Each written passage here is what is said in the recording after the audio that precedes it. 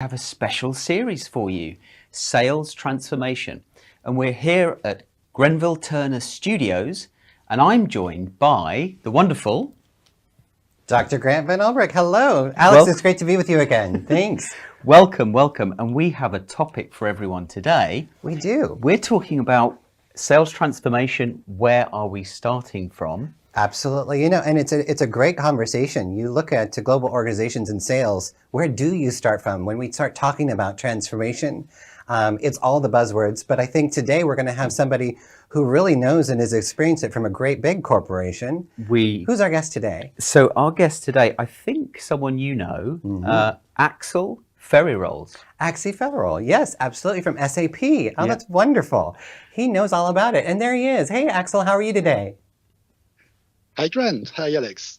Nice to be with you all, and nice to be with all the watchers here. I'm perfectly fine and happy to talk about sales transformation with you both. Welcome. Do you want to take a few minutes to introduce yourself, Axel? Shortly then, I have been 30 years in the IT industry, 18 years with SAP now. I'm in charge of innovation and transformation within the global field enablement.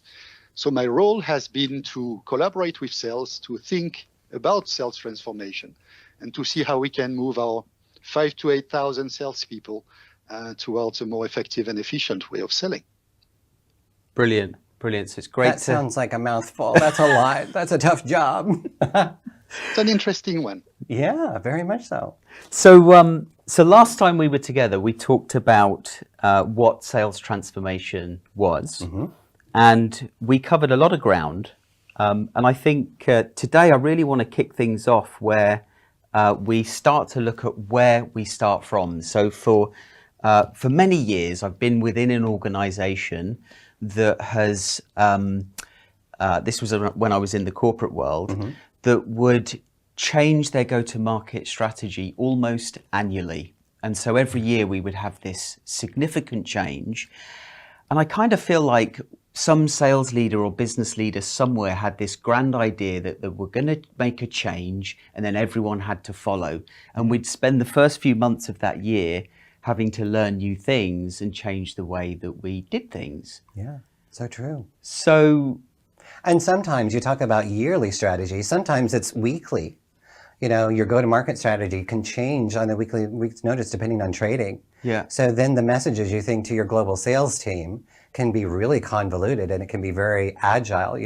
That's where agility has to be part of what you're doing. So It's a good discussion, and I'm really glad we have Alex with us as well today. But if I look at Royal Caribbean Cruises in the international side, in 2018, I was asked to come set up sales improvement back then. And I think we talked about that on our last show just a little bit, about what is the difference between sales transformation and sales enablement, the different types of processes are there. But you have to look at, well, what are we trying to do? We're not really trying to just improve people. We're trying to exit away from the 1980s, toxic consultative sales process that still pervades us today. It's not about manipulating sales or manipulating our customers and overcoming their objections. It's about how do we truly transform? And that's different. Yeah. So where does one start from? Because in my experience, it did feel like someone had this grand idea and they said, right, we're going to change. And it didn't feel like they really knew where they were starting from. It was just an idea and let's go. Yeah. But where do organizations actually start from? Well, it's interesting. And Axel, I'll share for just to kick us off. I think we have a similar experience from how we know each other. Again, in 2018, I looked throughout all of our organization for, well, what are the ways of selling, right, within our organization? And do we have the proper sales instruction for people? The answer was no. We had thousands and thousands of documents and guides to help people sell our products and services. But when you ask what were the salespeople taught, that's where it's just, well, we hire the best people. Yeah. But what were they taught? So what we did is we went directly to Consalia Sales Business School, and there was the very first sales master's program on how do you lead sales transformation. And in my 40s, you talk about a change, I went back to school to do the master's program. But it was so pioneering because that's where you learn the sales science, the sales psychology, the democracy, the world that we live within, and then how do you transform your sales teams to live and meet the customers? And I believe that's where, Alex, where you and I met as well too. You were on a similar journey, is that correct? Axel. Axel, yeah. Yeah. Yeah. Alex and No Axel. worries.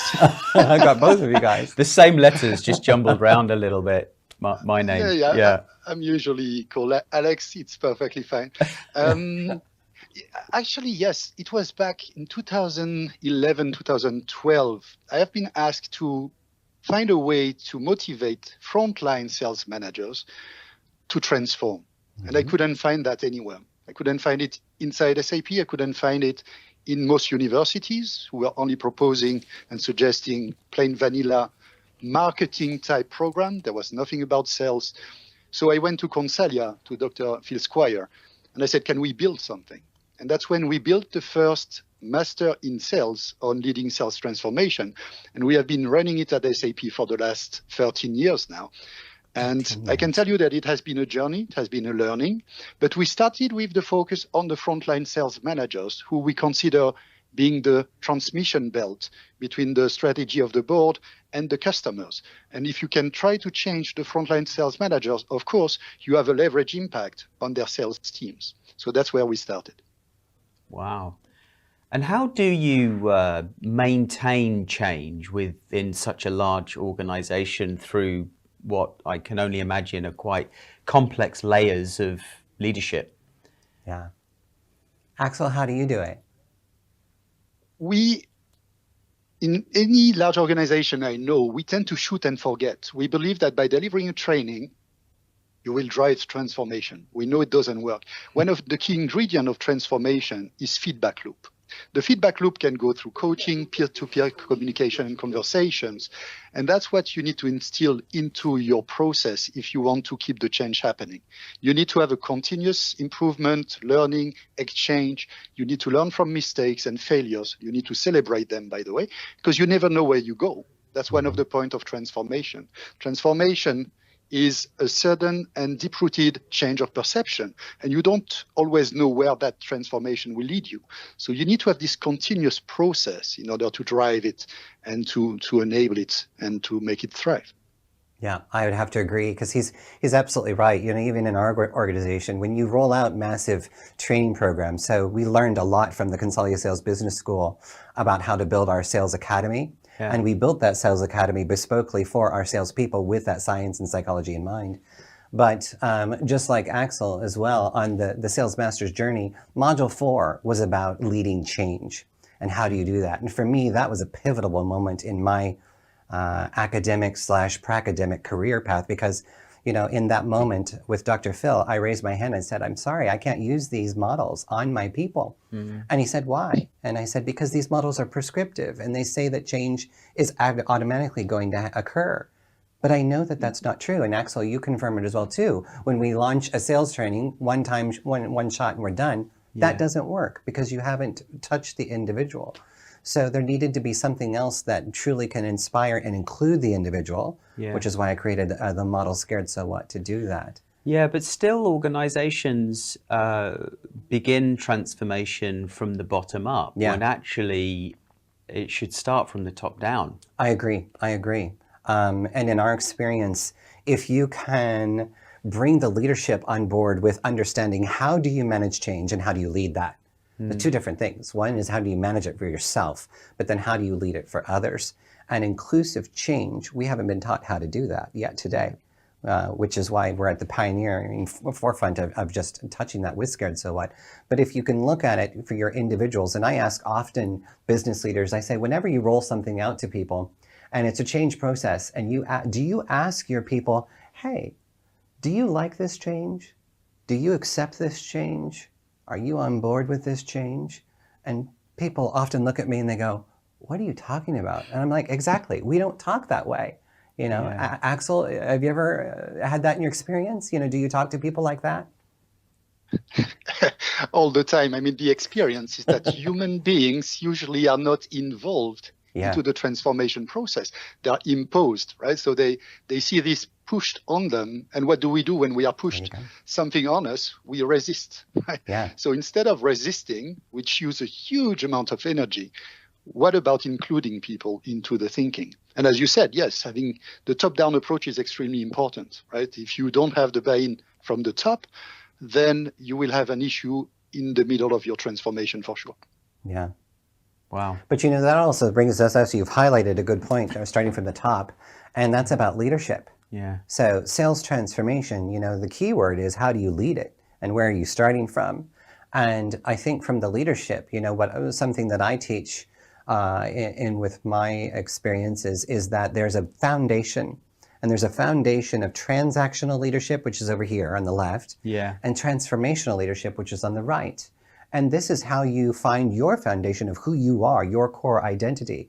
But the interesting thing is it can be learned. It's a learned process. And transactional comes from a basis of tell. And we've all seen that, right? We've all seen leaders who tell us what to do. Yeah.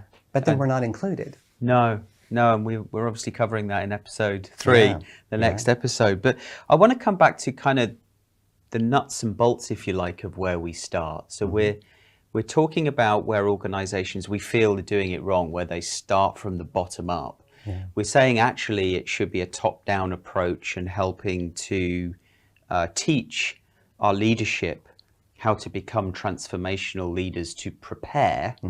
But then in terms of the processes and the structure, what comes first? Is there a design thinking approach to how we strategically tackle this idea of change? Yeah. Which bits come first? Do we design that process? Do we transform our leaders? Yeah. Axel, you, I think, hit that right on the head with going with Consolia. At first, the first step, I think, is we have to get the knowledge. And how do we get that knowledge? Axel, you want to talk about that just a little bit? How you guys did it with SAP? The first thing I would like to say is based on my experience, and SAP being in the IT industry, I used to reinvent itself quickly. As you mentioned, Alex, on a 12-month basis, it's pretty much true. It always starts with looking at the marketplace, okay? Because you need to look at the dynamics in the marketplace and you need to see how things are going. Probably then you look at your engagement go-to-market, then you look at your internal processes. Only then do you start thinking maybe about the roles, because let's face it, the salespeople tomorrow will not be the same with the AI and all the technology that comes. So what is the new salespeople? So you need to reflect on the role of sales. And then you say, okay, now that we have thought about all this, let's start the transformation. Let's communicate. And I guess communication is a key point for successful transformation. Let's train, but the question is the depth of transformation. Do you go skills? Do you go behaviors and mindset? Question mark. Yeah. And again, do you have a continuous process to follow through? So, and you need to take a holistic approach to all of this. You cannot just say, well, I'm running this, I will see the rest later. It should be a kind of holistic, synergetic approach. Yeah. Never ending. Well, and I love what he said, because he's you're so right. And this involves being a little bit bold. As all sales leaders, if you're running a sales organization of any size, any structure, it doesn't matter if it's small or large, you need to take a brave, bold look at yourself first. And how are we selling to our customers? And what is our sales process to our customers? And for us, we actually, as I said, we started with the education because we wanted to find out how does the science and psychology meet and how should we behave, to Axel's point. How do you get to the actual sales mindsets? What are they? We hear so much conversations on the mindsets. Well, what are they? What are the right ones that we have? What are the behaviors and characteristics we should be portraying with our salespeople to match our consumers' needs? But then you can actually take that a step further. And what we did was we actually hired an outside external company to interview, and I think it was 160 Europe, Middle East, and Africa travel agents within the cruise industry, our customers, our mainline B2B customers. And we asked them, what are the sales experiences you get from us? And how many people are truly effective at their jobs? And that goes back to Dr. Phil's initial research for his doctorate, to where he found that less than 10% of salespeople are truly effective in their jobs. Think about that. This requires you as a sales leader to truly ask yourselves, how are we selling? And are we truly effective at supporting our customers, or are we a complete interruption of their day? And if you can be brave enough to ask your customers what they think, guess what? They'll tell you. They will flat out tell you. But then what do you do with that data? Yeah. Do you sit on it? Are you scared of what the answer will be? Or will you take that and truly start, as Axel said, the transformation process so that you can bring in the whole elements of how should you be selling in the way your customers want? Yeah, I think about how buyer behavior has been changing over many years, but even more so more recently. Yeah. And we kind of, when I think about sales organizations and the processes that they're following, doesn't have to be well, let's change from A to B within 3 months. I'm kind of picturing in my mind's eye that listening to you both talk that actually change could be gradual, but also tested if you're creating a culture for change. Yeah. So that you're testing these ideas of change, perhaps to align sales motion with buyer motion, until you realize it works before you then make the full change for the organization. Well, and Axel, you look at sales entities. I can only imagine SAP. I know Royal Caribbean and our entities. You have to look at all the different facets of sales. And that's something that I question a lot of sales leaders on. What's your approach? And to your point, change can be small and it should be focused. So, when we say sales, that's a broad spectrum. But look at your sales dynamics. Who are you selling to and who are your salespeople? You have inside sales, you have territory sales management, you have key accounts management and account management, sales enablement and sales support. You also have business development, then you have contact center sales. So whatever your strategy is in leading your sales transformation for you and your organization to meet today's consumers' needs, you have to look at all facets of your sales reach. How are you reaching your customers? And it's not just the account managers. Well, and you've got strategic transformation where you're changing a lot of things that affects a lot of people at multi levels. But then you've got tactical transformation where it might be, well, we're going to change the way that we do territory planning or account planning or the research that we do, which is still transformational, but it's kind of micro transformation. But it still spans a lot of people, but horizontally as opposed to horizontally and vertically. I had a good conversation with Dr. Phil just the other day, and he said, Grant, keep in mind, not every entity needs to change. So, Very true. Axel, could you comment on that as well too? Because I know you have the experience. I would like to bounce on what Grant said about sales experience and buying experience. For all sales professionals listening, I guess the key question is which sales experience do you want to provide? Because that sales experience will then impact everything you do, right? From the process you set up, the way you engage, the communication, and the leadership. So I guess we need to think now in terms of experience. For me, the key word currently is co-creation. Why? Because with the level of technology we have reached, with the speed at which markets are unifying, blending, transforming, what the customer expects is not to be sold. They don't want a product. They want an ability to transform. That ability to transform into the unknown requires co-creation. What we try to do at SAP is to drive towards that notion of co-creation with the customers into something we both don't know. And we need to see that by selling the technology and the innovation that they need, they will be able to go where they want to go to reach the highest potential. And I guess that notion of what do you want to bring as an experience to your customer is what will drive your entire transformation. So let's dig into co-creation, because I think that's where, as you quite rightly said before, the resistance drops when leadership, people generally, feel like they're part of the creation of the transformation. Well, of course. That's where the word collaboration comes into play. And change management comes into play. And just as Axel truthfully said, we are far better off when we're not trying to manipulate the sales process, overcome their objections, and close, which has always been the mantra in every single sales ethic. We talk about how we need to, make sure that we involve the customers. But to Axel's point, how often, and answer this honestly, how often are you truly collaborative? Yeah. How often are you truly creative? We try and do it in the sales process. Yeah. Good high-performing salespeople will make their buyer feel like they're part of, the evaluation of different options. So why don't we do it within our own organizations? Well, isn't that funny? If you as a consumer yourself, and this is where I find it hilarious that it's actually insane if you think about it, as a sales professional, when we take our hat off, our work hat off, and we go out to buy and consume products ourselves, you go to a store or something, the last thing you want is for some pushy salesperson to come up. Do you want this? Do you want that? I've got this on sale, etc. And often the first thing we do is, thanks, I'm fine. I'm okay. I'll call you when I need you. Yeah. And why do we do that? We do that because we don't want to be sold to.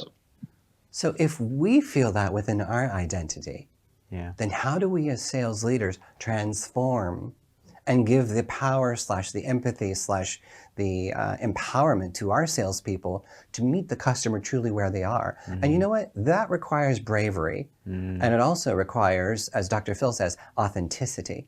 Because I believe we should be, and I see Axel, you're smiling to this as well, I believe we should be so honest in our sales approach into helping the customer understand about our products and services, but also understand how we can meet, or maybe we cannot meet their needs.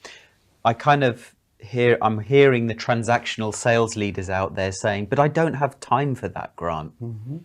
I just need to tell people what to do and they need to do it. Yeah. Do you want to take that one, Axel? I was almost going to jump on what I call the paradox of sales, right? We are here believing that transformation is key and we need transformational salespeople. But on the other hand, we have this quarterly pressure, and we know that we need to forecast, we need to drive the deal, we need to close the deal and make the revenue. Where there is a hope within that process, especially from our IT perspective, is that we move from an on-prem to a cloud model. The cloud model is not so much about what you sell, it's about realizing the value. Realizing a value is a post-sales influence, it's a post-sales effect. So selling is not enough anymore. And we need to think of sales in a much broader sense now. Not the selling act is important, but the pre-sales and the post-sales becomes now even more important. And I guess that is starting shifting the focus on what sales is all about. Because we need to help the customer realize the value with what they have. That realization is what drives sales moving forward. And then that takes more time. So the time span has to be expanded. And that's true. And you know what? It's not a luxury. So if you're thinking like the question you just posed, are you a transactional sales leader and says, I need to hit my targets? You need to find an innovative way to meet the customer of where they are today. Because what you just described, Axel, Dr. Julian Birkinshaw, his research has unveiled the amocracy and the adhocracy that we're currently living in today. And you might think, okay, Grant, that's a big academic word. And I can break it down for you really simple. People are buying based off of emotional wants and needs. So my generation and above, we're still a little bit on, I'm okay to do some research and I want to see the points of data, etc. But that doesn't apply to everybody. And you see that with social media, TikToks, Instagram, all the different types of feelings, likes and pressures, etc. People want to see that a company identifies with something, and that identity needs to identify with who the actual consumer is. So it's not, you can't just focus anymore on your products. It's got to be about who you are, the identity you are, and how you're meeting these people in an emotional society. And with that, I think we're going to have to draw a close because we are coming to the end of our time together. Axel, we have to continue this. Yes, we do. I would love to. We will. We were just getting going, I think. Very good. Very good. With pleasure. So thank you for joining us today. My apologies for some technical issues with the sound, I think, at the beginning. I do want to leave us with a final thought here from Dr. Aditya Kusama, who says, sales transformation requires a growth mindset from organization member. Thank you for that. Thank you again for everybody that joined us. and for the fantastic use of Grenville Turner Studios Yes, here thank you. at Cranfield University. Great to be here. Have a wonderful rest of day and enjoy the rest of your week. We will see you for episode 3 when we look at transactional versus transformational leadership. Take care all.